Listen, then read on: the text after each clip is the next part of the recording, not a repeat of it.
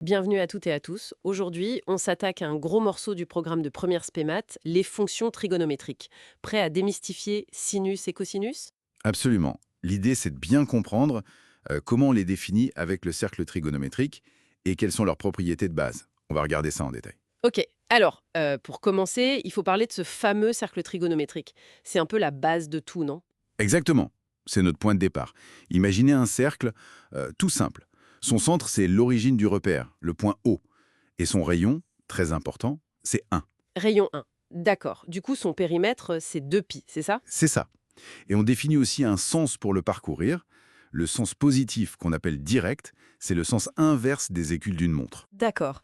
Et ensuite, l'idée, c'est qu'on enroule la droite des nombres réels autour de ce cercle.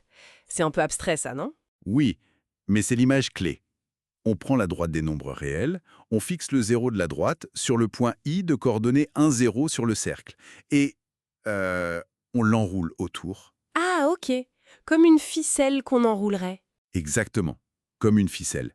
Du coup, à chaque nombre réel x sur la ficelle, eh bien, on peut faire correspondre un unique point M sur le cercle. Je vois.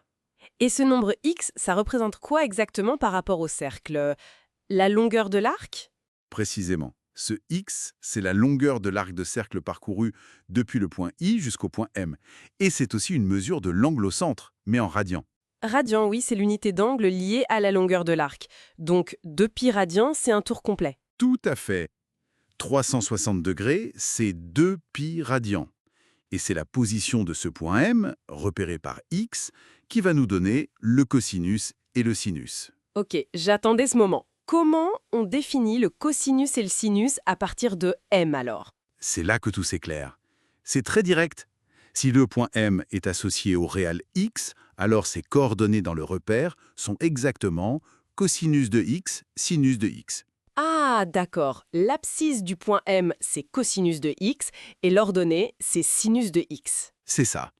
Cosinus sur l'axe horizontal, sinus sur l'axe vertical. Donc si on prend des exemples simples, pour x égale 0, on n'a pas bougé du point I 1, 0.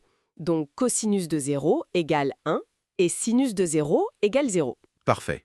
Et si x égale pi sur 2, on fait un quart de tour dans le sens positif, on arrive au point J 0, 1. Donc cosinus de pi sur 2 égale 0 et sinus de pi sur 2 égale 1. Exactement. C'est très visuel avec le cercle. Et comme le point M est toujours sur ce cercle de rayon 1, ça doit créer une relation entre son abscisse et son ordonnée, non? Entre cosinus de x et sinus de x. Tout à fait. C'est la relation fondamentale de la trigonométrie. Le point M a pour coordonnées cosinus de x, sinus de x. La distance entre l'origine O de 0, 0 et M est égale au rayon, donc 1.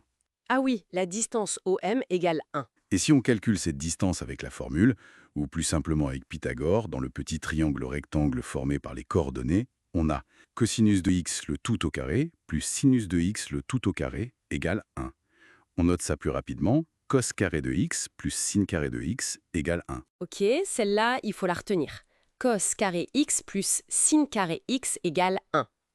Et ça implique aussi quelque chose sur les valeurs possibles du cosinus et du sinus, j'imagine. Oui, directement.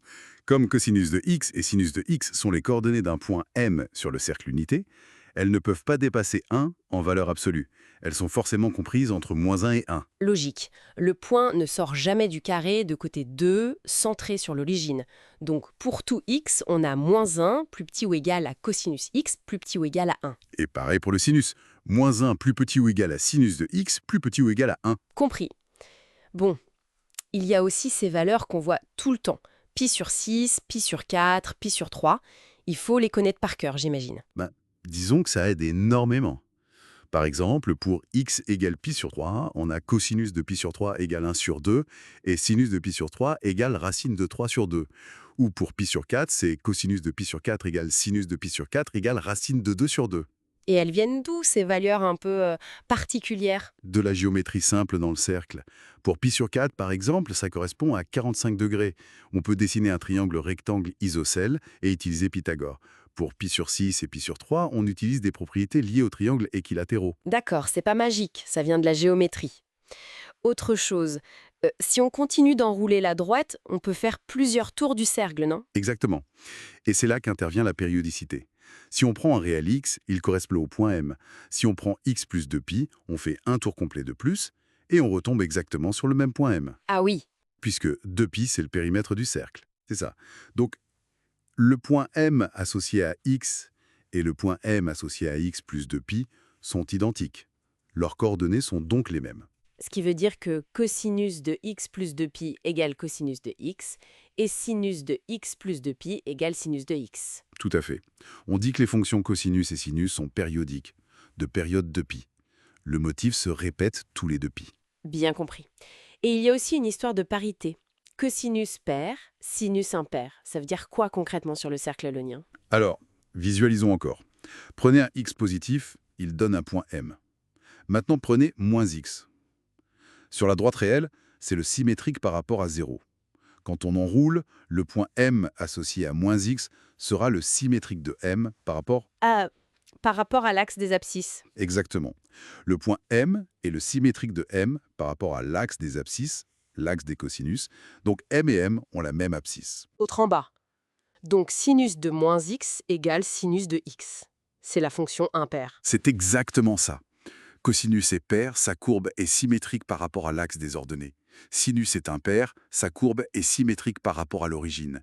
Ces symétries sont super utiles pour simplifier des calculs. Ok, je crois qu'on a fait un bon tour. Pour résumer, on part du cercle trigo, rayon 1. Pour un réel x, on trouve un point m sur le cercle par enroulement. Cosinus de x, c'est l'abscisse de m. Sinus de x, c'est l'ordonnée. C'est le cœur de la définition. Ensuite, la formule clé, cos carré de x plus sin carré de x égale 1.